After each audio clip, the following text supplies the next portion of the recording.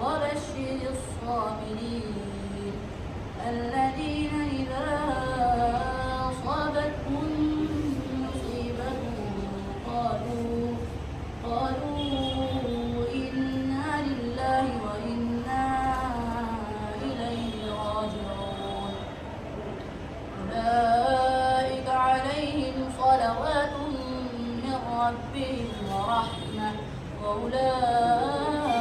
هم المهتدون إن الصفا والمروة من شعائر الله فمن حج البيت أو اعتمر فلا جناح عليه أن يطوف بهما ومن تطوع خيرا فإن الله شاكر